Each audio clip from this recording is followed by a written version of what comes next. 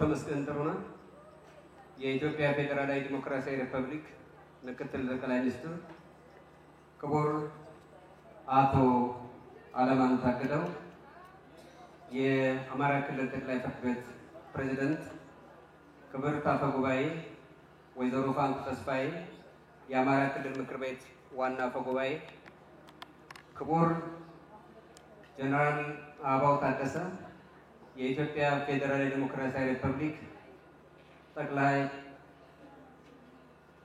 መከላከያ ሰራዊት ምክትል ኤታማዦር ሹም፣ ክቡራን በዚህ መድረክ የተገኛችሁ ጀነራሎች፣ ክቡራን ሚኒስትሮች፣ ክቡራን የቢሮ ኃላፊዎች፣ ምክትል ርዕሰ መስተዳድራት፣ እንደዚሁም በዚህ መድረክ የተገኛችሁ የባህር ዳር ከተማ አስተዳደር አመራሮችና የባህር ዳር ከተማ ነዋሪዎች፣ ክቡራን የዚህ መድረክ ዋነኛ ባለቤት ተጠቃሚና ታዳሚ የሆናችሁ የአማራ ክልል ፖሊስ ኮሚሽን አመራሮችና አባላት፣ ክቡራንና ክቡራን፣ ከሁሉ በማስቀደም በዛሬው ዕለት የአማራ ብሔራዊ ክልላዊ መንግስት ፖሊስ ዋና መስሪያ ቤት እድሳትና የሪፎርም ስራ ማስጀመሪያ መርሃ ግብር ላይ ጥሪያችንን አክብራችሁ በመገኘታችሁ በአማራ ብሔራዊ ክልላዊ መንግስት ስም በአማራ ብሔራዊ ክልላዊ መንግስት የተሰማኝ ደስታ ለመግለጽ እወዳለሁ።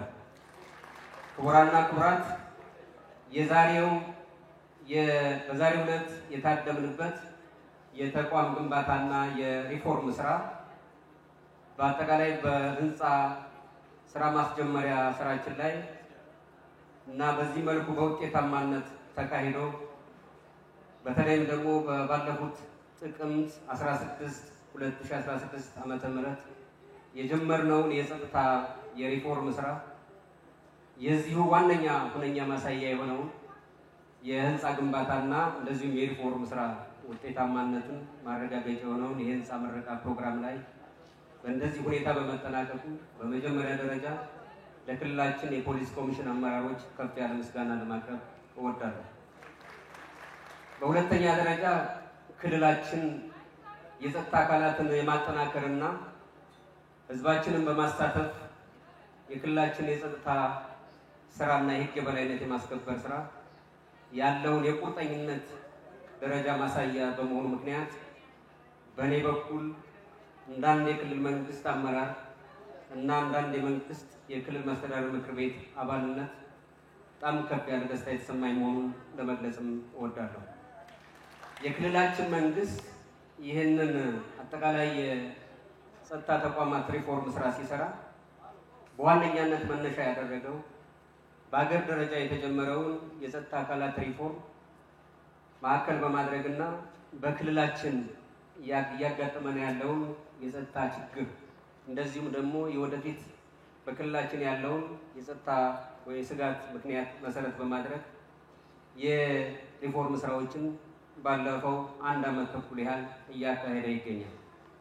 ይሄ የሪፎርም ስራ በዋነኛነት ያተኮረባቸው የሰው ኃይል ልማት አደረጃጀትን የማስተካከልና የአሰራር ስርዓትን የአሁንና የወደፊት ሁኔታችንን መነሻ ያደረገ ሆኖ ተጀምሯል።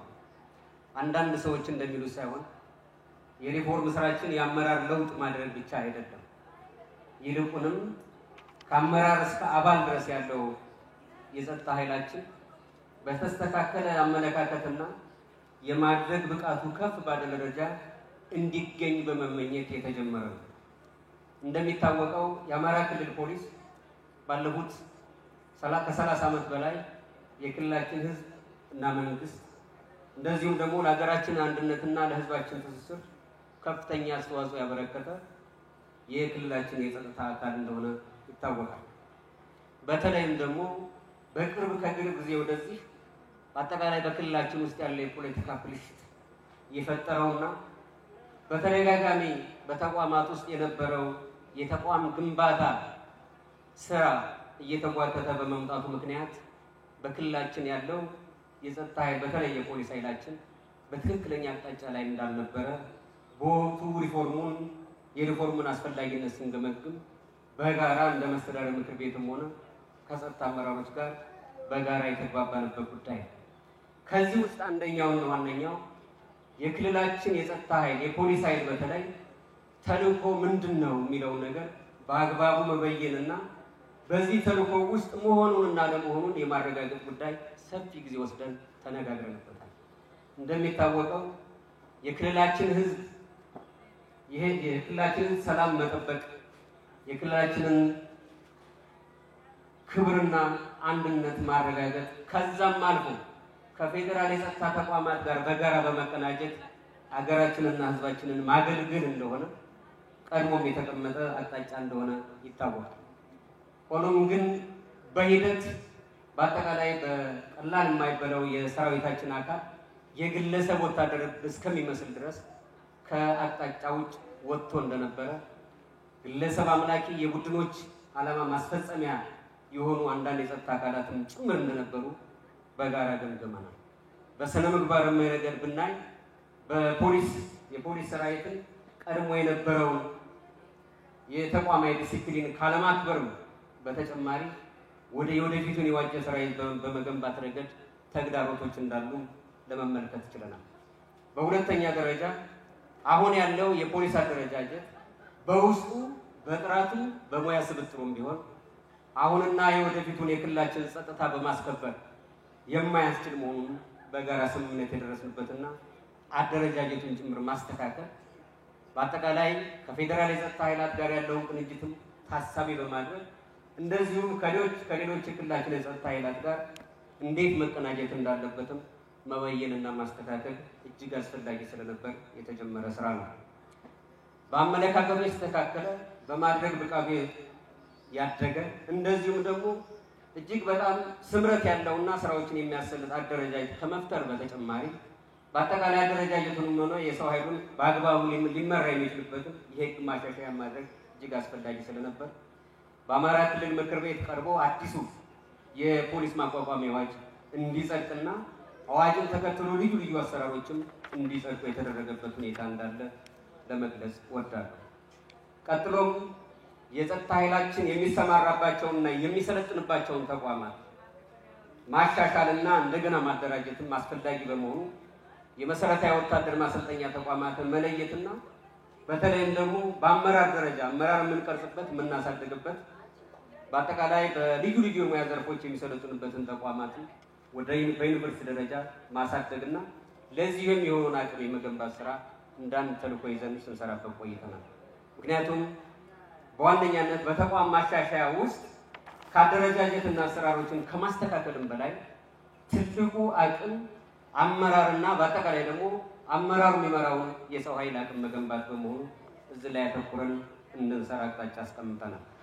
የተጀመረውን የሰው ኃይል ልማት በሚፈልገው ደረጃ በመጠንም ሆነ በአይነት ጥራቱን ለማሻሻል የሚያስችል ስራዎች ተሰርተዋል። ቀደም ሲል እንደገለጽኩት ከዚህ በተጨማሪም ቀደም ሲል በጎብኝታችን እንዳየነው እንደ አቅማችን ዓለም የደረሰብን ቴክኖሎጂ ሳይሆን አሁን ባለንበት ክልላዊ አቅምን መሰረት አድርገን የፖሊስ ሰራዊታችን የቴክኖሎጂ ልምምድ በምርመራም በወንጀል መከላከልና በሌሎች ወንጀልን በመከላከል ሙያዎች ላይ ቴክኖሎጂን በመጠቀም ስምሪት እንዲያደርግ ለማድረግ የሚያስችል ስራም ለመስራት ጥረት ተደርጓል ማለት ነው።